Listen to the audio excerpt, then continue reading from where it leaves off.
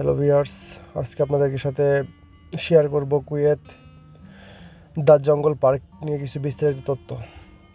তো আপনারা দেখতে পাচ্ছেন আমরা ফরানিয়া থেকে রওনা দিয়েছি ওইখানে। তো আমরা এখানে অলরেডি ট্যাক্সি দিয়ে আসছি। এখানে বাস পাওয়া যায় না। মূলত জায়গাটা অবস্থিত স্লোভিয়া।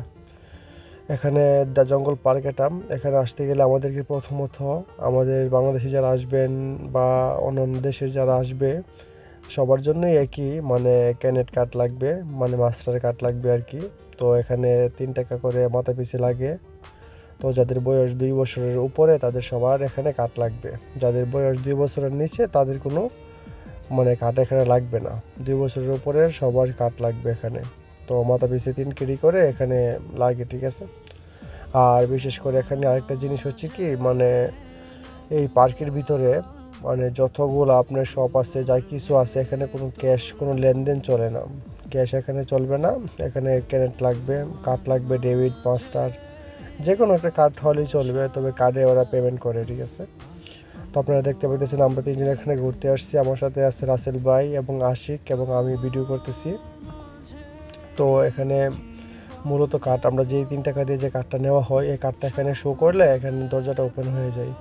ওপেন হলে অটোমেটিক ভিতরে ঢোকা যায়, এই অবস্থা আর কি। তো আমাদের বাংলাদেশে যারা আসবেন এখানে এই পার্কে ঘোরার জন্য, দ্য জঙ্গল পার্কে, তাদের জন্য এই ভিডিওটা দেখলে আশা করি বিস্তারিত জানতে পারবেন এখানের কী অবস্থা, কেমন কিছুটা হলেও ধারণা পাবেন। আমি আপনাদের জন্য এই ভিডিওটা করলাম, কারণ একজন মানুষ এখানে 3 কিলি দিয়ে ঢুকবে ভিতরে, আসবে ঘোরার জন্য, আবার আসা যাওয়া ট্যাক্সি ভাড়া লাগবে। তো এত দূর থেকে এত দূরে আসবে জার্নি করার জন্য, যদি একটা মানুষের মিনিমাম এখানে আসলে তো 5 থেকে 7 টাকা খরচ আছে। তো আপনারা যদি এই ভিডিওটা দেখেন আশা করি কিছুটা হলে ধারণা পাবেন এখানে ভিতরে কী কী আছে দেখার মতো। তো আপনারা দেখতেছেন আমি এখন গেট দিয়ে ঢুকলাম। ঢোকার মধ্যে কিন্তু আপনারা এই ঢোকার পথেই এই জিনিসগুলো পাবেন, উন্মুক্ত আছে এগুলা। তো দেখতে পাইতেছেন এখানে আপনার অনেক পুরনো কিছু ড্রাগন আছে এখানে। পাশাপাশি এখানে এই অনেক ধরনের সামান এখানে বানানো আছে এখানে এটার ভিতরে কিছু, যেহেতু এটা জঙ্গল পার্কের নামই জঙ্গল, ঠিক আছে। আপনারা দেখতে পাচ্ছেন এখানে একটা হাতিও আছে। তো এটা হাতি কিন্তু বাস্তবের হাতি না, এটা আর্টিফিশিয়াল বানানো একটা হাতি। আপনারা দেখতে পাচ্ছেন এখানে হাতিটা।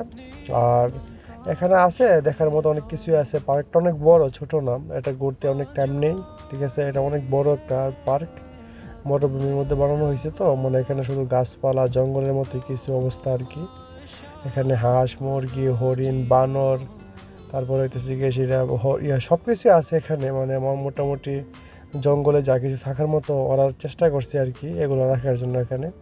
তো এখানে দেখতে পারতেছেন এখানে এই পিছনে দেখাইলাম ছাগল আছে, আর এখানে সামনে দেখতে পাইতেছেন এখানে আপনার এই দুম্বাও আছে, এখানে টার্কি মুরগি আছে। তো বেশি পশু নাই, অল্প অল্প প্রত্যেকটা সেকশনে অল্প অল্প করে পশু আছে। আর এই যে জায়গাটা, এই জায়গাটা এটার ভিতরেই এটা সুন্দর একটা জায়গা বানানো হয়েছে নৌকা দিয়ে, ওদের পুরনো ঐতিহ্য এই জায়গাটাতে বানানো হয়েছে আর কি। তো এমন আকর্ষণীয় না, তেমন বেশি আকর্ষণীয় না। আমাদের বাংলাদেশে যারা গ্রাম অঞ্চলের মানুষ তাদের জন্য একটা বেশি আকর্ষণীয় কিছু না, ঠিক আছে। এটা আছে আর কি, তবে ফ্যামিলি নিয়ে বউ বাচ্চা নিয়ে ঘোরার জন্য এখানে মোটামুটি ঠিক আছে। বিনোদন পাওয়ার মতো কিছু জায়গা আছে বাচ্চাদের জন্য। তো এটা বিশেষ করে বাচ্চাদের জন্য সবচেয়ে বেশি বেটার হয় এই সেকশনটা থেকে আসলে আর কি। তারপরেও যারা আপনারা তো জানেনই কুয়েতে ঘোরার মতো তেমন বেশি জায়গা নেই, কোনো পর্যটক স্পট কম, ঠিক আছে। তো সেহেতু সব জায়গাতে ঘুরতে চাইলে এখানে আসতে পারেন আর কি। তো এটার ভিতরে আপনার তালাজা আছে, ঠান্ডা পানি পাওয়া যায়, ঠান্ডা পানি পাওয়া যায় এখানে, খাওয়া যায়। ভিতরে ওয়াশরুম সব কিছু আছে। দেখতে পাচ্ছেন এটা হচ্ছে একটা ওয়াশরুম, ছেলে এবং মেয়ে।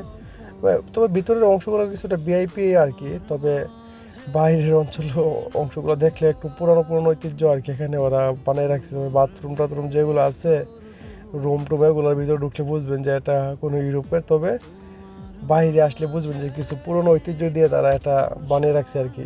আর প্রশ্ন এটা বানাইছে, এটাতে মূলত হাঁস রাখে। এখানে হাঁস আছে, রাজা হাঁস, নর্মালি হাঁস আছে।